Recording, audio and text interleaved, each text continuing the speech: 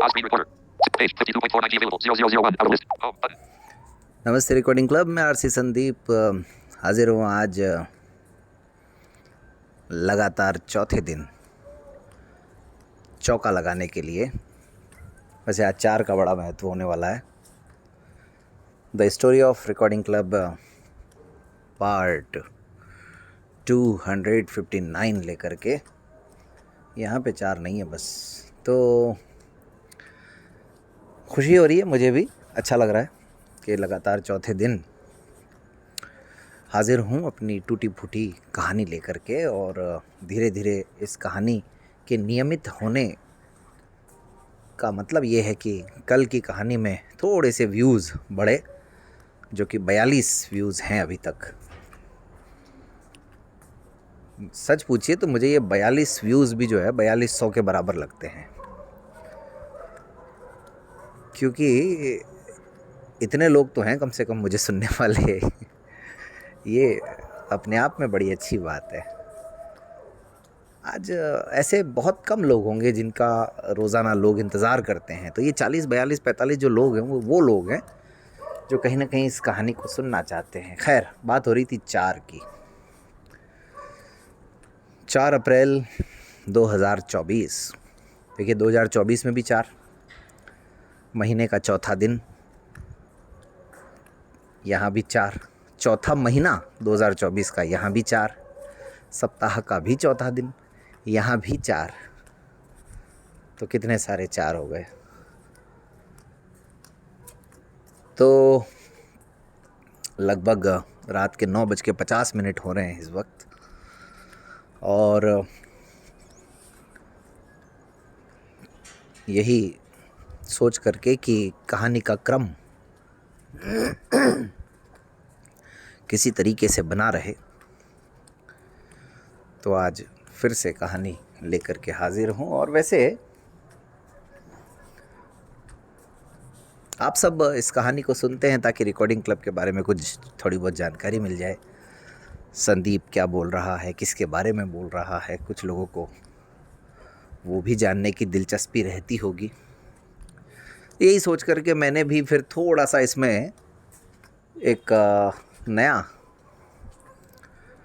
क्या कहना चाहिए आयाम और जोड़ दिया है कि भाई, जिस दिन हम रिकॉर्ड कर रहे हैं कहानी, उस दिन के बारे में भी हल्की फुल्की जानकारी दी जानी चाहिए।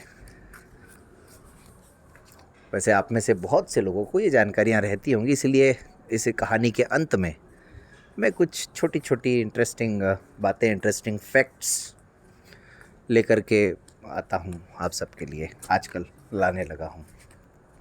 वही बात, कब तक ला पाऊँगा ये तो नहीं पता। और कहीं ना कहीं इस कहानी को लेकर के मैं कितना संवेदनशील हूँ, आप इस बात का अंदाज़ा लगा सकते हैं इस चीज़ से। क्योंकि कहते हैं कि परिवर्तन ही प्रकृति का नियम है, और कहानी भी एक ही ढर्रे पर अगर चलती रहेगी तो फिर कहीं ना कहीं आप लोग भी बोर होंगे। ये 40-45 लोगों को मैं खोना नहीं चाहता हूँ किसी भी कीमत पर। और अभी मैंने कहा परिवर्तन ही प्रकृति का नियम है, तो ऐसा ही परिवर्तन,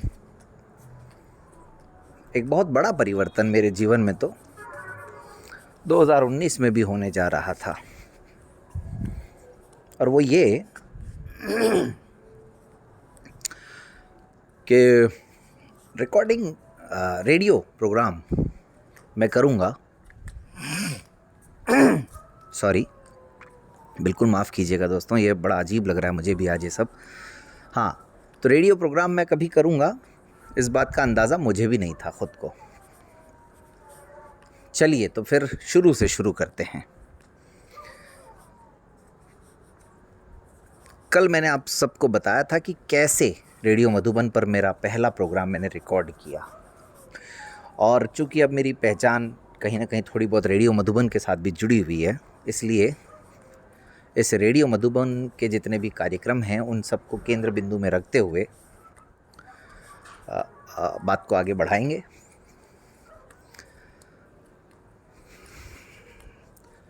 हमेशा दोस्तों एक बात मैं सोचता भी हूँ और कहता भी हूँ कि कई बार लाइफ हमें बहुत से ऐसे संकेत देती है जिनको या तो हम हाथों हाथ ले लेते हैं और या फिर उन संकेतों को नज़रअंदाज कर देते हैं। अब जहाँ तक मैं अपनी बात बताऊं तो मुझे बचपन से ही, बहुत जब मैं छोटा था, स्कूल में पढ़ता था, तब से ही लोगों से सवाल जवाब करना बड़ा पसंद था। लोगों के साथ बातचीत करना, नई नई चीज़ों को जानना, उनको अपने सवालों में उलझाना, ये सब मुझे बहुत ही पसंद था। कहानी शुरू होती है जब मैं शायद 8वीं 9वीं क्लास में, खासकर 9th क्लास में मैं रहा होगा। एक डिवाइस उन दिनों बड़ी चर्चा में थी। ये मैं आपको बता रहा हूँ 2001 की बात, सन 2001 की बात बता रहा हूँ आपको। तो एक डिवाइस बड़ी चर्चाओं में थी हमारे विद्यालय में, आदर्श नगर अंध विद्यालय, जहाँ मैंने पढ़ाई की है। आप लोगों ने, आपके यहाँ भी कुछ न कुछ ऐसी रही होंगी परिस्थितियाँ। और इससे एक बात और समझ में आ जाएगी आप लोगों को कि टेक्नोलॉजी से मुझे शुरू से ही कितनी मोहब्बत थी, किसी और चीज़ से हो या ना हो। और इसीलिए आजकल मैं अक्सर अपने विद्यालय में एक बात कहता हूँ कि नेताओं को, राजनीतिक दलों को, सत्ताधारी दल को, इन सब को ईडी से बड़ा प्रेम है एनफोर्समेंट डायरेक्टरेट, प्रवर्तन निदेशालय। मैंने कहा हमें ई फॉर एजुकेशन और डी फॉर डिसिप्लिन से मतलब है। हमारे लिए ईडी है एजुकेशन और डिसिप्लिन। ऐसे ही नेताओं को आईटी यानी इनकम टैक्स से लेना देना है, हमें इंफॉर्मेशन टेक्नोलॉजी से लेना देना है, आईटी। तो एक डिवाइस थी, एफएम डिवाइस। वो दरअसल एक एफएम माइक हुआ करता था, उसमें सेल डलते थे और वो फिर एफएम फ्रीक्वेंसी पर एक निश्चित रेंज के अंदर आप जो बोलते थे हेलो हेलो, वो उसमें आवाज़ आती थी। तो वो एक बिल्डिंग के लिए तो काफ़ी थी वो रेंज। जैसे हम लोग हॉस्टल में रहते हैं तो एक कमरे से दूसरे कमरे में आप एफएम चलाओ और इधर से बोलो, उधर सुनाई देगा। तो इन दिनों वो डिवाइस मैंने भी ख़रीदा था, पता नहीं कुछ 100-150 रुपये का रहा होगा। तो बड़ा आकर्षित किया मुझे उस डिवाइस ने जब मैंने पहली बार देखा उसको। तो और एक व्यक्ति थे मेरे से 2 क्लास सीनियर, उनका नाम मुझे याद है लेकिन मैं नाम लूँगा नहीं। तो पहली बार ऐसे ही रात में, लगभग वही 8:30-9 बज रहे होंगे, और बैठे बैठे मैंने उनके साथ इंटरव्यू किया। जब मैं 9th में था, वो 11th में थे। तो मुझे तो खैर बड़ा मज़ा आ रहा था, और आसपास जिन लोगों ने एफएम पर सुना उन्हें भी बहुत अच्छा लगा। तो कुल मिलाकर के वो एक इंटरेस्ट वहाँ से शुरू हुआ। उसके बाद में तो फिर ऐसी कोई कहानी रही नहीं। तो फिर अपनी अपनी पढ़ाई में और बाकी सब चीज़ों में व्यस्त हो गए। कॉलेज में आने के बाद भी ऐसा कोई मौका मिला नहीं। फिर सीधे कुछ समय तक, रिकॉर्डिंग क्लब के बनने से पहले 2014 में जब रेडियो उड़ान को मैंने देखा तो मुझे बड़ा अच्छा लगा कि यार दृष्टिबाधित लोग मिलकर के एक रेडियो चैनल को रन कर रहे हैं, और ये एक अलग तरह का रेडियो है, इंटरनेट रेडियो। तो किस्मत से वहाँ भी मैंने एक शो किया, एक मुलाकात, वो भी इंटरव्यू पर ही बेस्ड था, और कुछ 10-12 एपिसोड वहाँ रिकॉर्ड किए मैंने। ये 2014-15 की बात बता रहा हूँ आपको। फिर 2016 में जब रिकॉर्डिंग क्लब शुरू हो गया, उसके बाद तो फिर मैं एक्चुअली 2015 में ही हट गया था वहाँ से तो, लेकिन 2016 से तो फिर बिल्कुल ही कोई लिंक ही नहीं रहा मेरा आज दिन तक वहाँ से। और एक दो और शो भी होस्ट किए थे, कभी बदलता दौर और भी एक दो शो होस्ट किए थे मैंने। लेकिन अब 2019 जब आया तो जैसा कि मैंने आपको पहले ही बताया था कि शरद भाई के पास सारी जिम्मेदारी थी और वो इस काम को बहुत ही बखूबी अंजाम दे सकते थे, दे भी रहे थे। अब नवंबर 19 में हुआ ये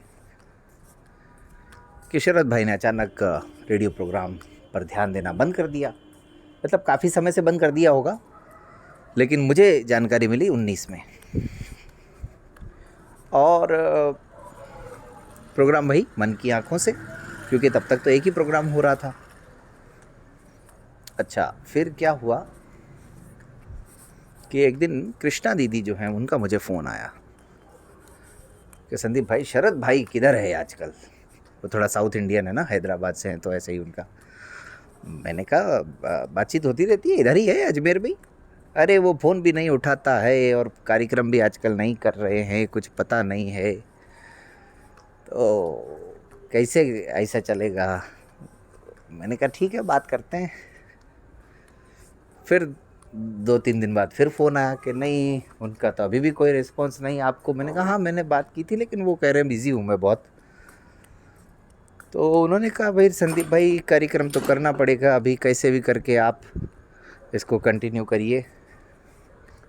मैंने कहा लेकिन दीदी मेरा कोई एक्सपीरियंस नहीं है।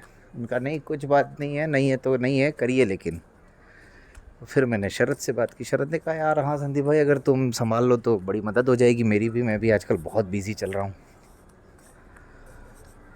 मैंने कहा ठीक है। तो फिर एक तरह से इस चुनौती को अपने समाज के प्रति अपनी जिम्मेदारी को समझते हुए मैंने स्वीकार कर लिया। जबकि 2000 नवंबर दिसंबर 19 का जो दौर था दोस्तों, वो एक बार फिर से मैं इस कहानी में दूसरी बार बता रहा हूँ। जब 2018 में जुलाई के महीने की मैं कहानी आपको सुना रहा था, तब पहली बार मुझे बहुत बड़ा झटका लगा था। और वही झटका 2019 में दिसंबर के महीने में भी मुझे लगने जा रहा था, लग चुका था। बावजूद इसके मैंने इस कार्यक्रम को स्वीकार किया। उस समय मेरी मानसिक स्थिति बिल्कुल ही ख़राब हो चली थी, लेकिन फिर भी पता नहीं कहाँ से हिम्मत आई और इस कार्यक्रम को करना शुरू किया। और अब दरअसल उस प्रश्न का उत्तर मिलेगा आपको कि पहला प्रोग्राम मैंने किसके साथ किया। ये भी बड़ा दिलचस्प है। जब रेडियो मधुबन पर कार्यक्रमों की शुरुआत हुई, तो जब हमारा 2019 में कन्वेंशन था, वहाँ पर चौथा कन्वेंशन, तब शरद भाई ने एक प्रोग्राम किया था मन की आंखों से का ही, एक ही शो में 15-15 मिनट शरद भाई, प्रतीक भाई और मुकेश जैन सर से बातचीत की उन्होंने। तो वो छोटा ही प्रोग्राम था, मतलब 23-24 मिनट का, जिसमें 10-12 मिनट ये 10-12 मिनट वो, इस तरह से बहुत छोटा प्रोग्राम। तो फिर मैंने सोचा अब कहाँ से शुरू करें। मुझे लगा क्यों ना मन की आंखों से का जो हमारा कार्यक्रम है उसकी शुरुआत मुकेश जी से ही की जाए, मेरे रिकॉर्डिंग की शुरुआत। फिर मैंने मुकेश जी से बात की, और ये भी बड़ी अच्छी बात है कि उस समय मुकेश जी तुरंत तैयार हो गए उस प्रोग्राम में शामिल होने के लिए, वरना तो पता नहीं वो मैं प्रोग्राम कर पाता कि नहीं कर पाता। और हुआ ये कि ये बात मैं इसलिए कह रहा हूँ क्योंकि जब हमराही उनके साथ करना था तो भाई साहब बहुत इंतज़ार करवाया उन्होंने, बहुत मुझे पापड़ बेलने पड़े। लेकिन मन की आंखों से के लिए वो तुरंत तैयार हो गए थे। और वो प्रोग्राम फ़ोन कॉल पर रिकॉर्ड हुआ, जैसे बातचीत करते हैं आप और हम फ़ोन करके एक दूसरे को। हमारे पास भी जियो, उनके पास भी जियो, तो दोनों तरफ से वॉइस क्वालिटी बड़ी अच्छी थी। शायद रिकॉर्डिंग क्लब यूट्यूब चैनल पर वो कार्यक्रम होगा, तो आप लोग सुन सकते हैं जा कर के। तो ये कुल मिलाकर के मेरे इस रिकॉर्डिंग क्लब के काम को करते करते रेडियो का जो अनुभव रहा वो ये। पहला तो फिर मुकेश जी के साथ, फिर शिव शंकर कपूर के साथ दूसरा कार्यक्रम किया, और ऐसे करके फिर धीरे धीरे धीरे ये सिलसिला चलता रहा। फिर आगे, और जब घटना थोड़ी आगे बढ़ेगी तो फिर मैं हमराही की और बाकी सब कार्यक्रमों की बातें करूँगा। संकल्प कार्यक्रम कैसे शुरू हुआ, हमराही कैसे शुरू हुआ, फिर प्रतियोगिताएं कैसे हुई रेडियो मधुबन के साथ, वो आगे जैसे जैसे समय आएगा। फ़िलहाल रिकॉर्डिंग क्लब की कहानी को आगे बढ़ाएंगे। रिकॉर्डिंग क्लब के इन्हीं दिनों की घटनाओं को ध्यान में रखते हुए, और अब जैसा कि मैंने शुरू में कहा था कि आज के दिन से जुड़े हुए भी कुछ दिलचस्प तथ्य आप सबको जानने चाहिए मेरे ख्याल में। तो भाई, सुप्रसिद्ध कवि लेखक, खंडवा शहर मध्य प्रदेश का एक शहर है जो किशोर कुमार और माखनलाल चतुर्वेदी जी के लिए जाना जाता है। तो माखनलाल चतुर्वेदी जी का आज ही के दिन 1889 में जन्म हुआ था। उसके अलावा सुप्रसिद्ध गायक, आप में से बहुत लोगों ने उनका नाम सुना होगा, मिस्टर KL सहगल, कुंदन लाल सहगल। उनका जन्म भी 1904 में आज ही के दिन हुआ था। हालांकि बहुत कम, 41 वर्ष की उम्र में ही उनकी मृत्यु भी हो गई थी, और किशोर कुमार जिन्हें अपना गुरु मानते थे। और मुकेश जी भी KL सहगल से प्रभावित थे। इसके अलावा दोस्तों, जहाँ तक मेरी जानकारी है, पॉल एलन और बिल गेट्स ने मिलकर के माइक्रोसॉफ्ट, शायद ही कोई होगा जो नहीं जानता होगा, माइक्रोसॉफ्ट की स्थापना भी आज ही के दिन की थी, और मेरे ख्याल में 1975 में शायद, अगर मैं गलत नहीं हूँ तो। आप लोग इसको ठीक कीजिएगा अगर गलत है तो। बाकी तो ऐसी छोटी मोटी तो काफ़ी सारी चीज़ें हैं आज के दिन। रानी लक्ष्मीबाई को अंग्रेज़ों से लड़ाई करते हुए झांसी आज ही के दिन छोड़नी पड़ी थी, 4 अप्रैल को ही। और मेरे ख्याल में सच्चिदानंद हीरानंद वात्स्यायन अज्ञेय, आप सब ने इनका नाम ज़रूर सुना होगा। बहुत बड़े लेखक माने जाते हैं हिंदी के।